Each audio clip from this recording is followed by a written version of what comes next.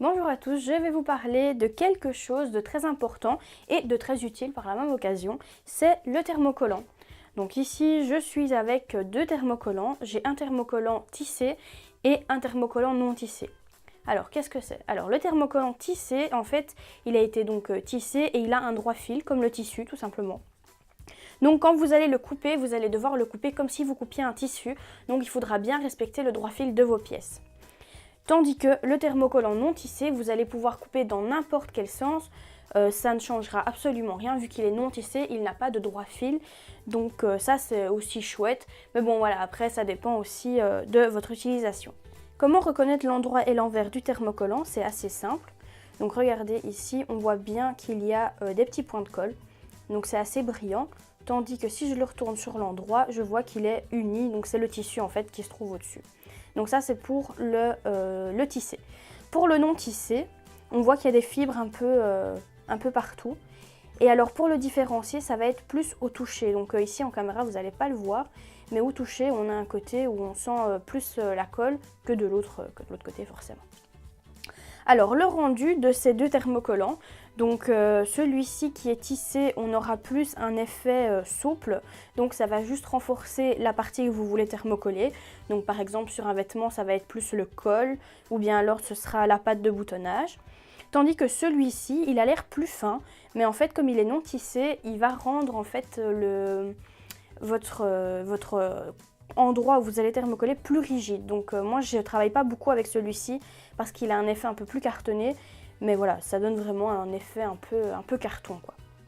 Je vais vous montrer un exemple du tissé. Donc pour le plumier, vous voyez ici à l'intérieur, je l'ai thermocollé pour qu'il ait un bon maintien en fait.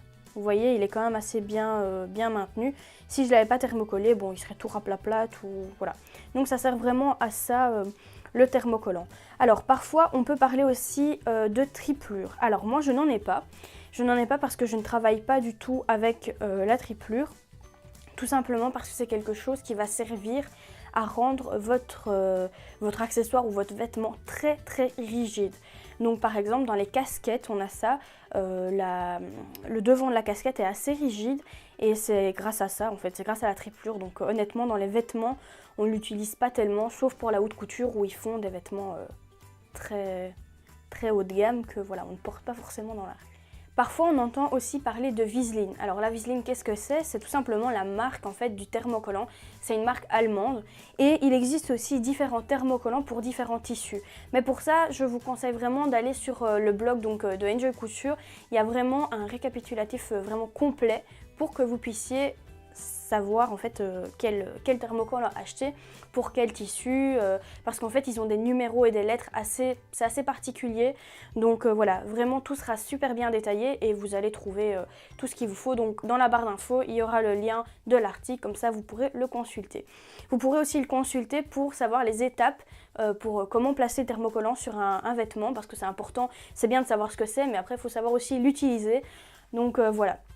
Comme ça, vous pourrez tout simplement apprendre à le placer. Et je vous ai mis aussi un lien en barre d'infos pour tester gratuitement une partie de la formation sur les accessoires enfants. Alors j'espère qu'elle vous plaira. Si vous avez des commentaires, n'hésitez pas à nous les donner. C'est toujours sympa de pouvoir s'améliorer. J'espère que tout vous a plu. À bientôt pour la prochaine vidéo.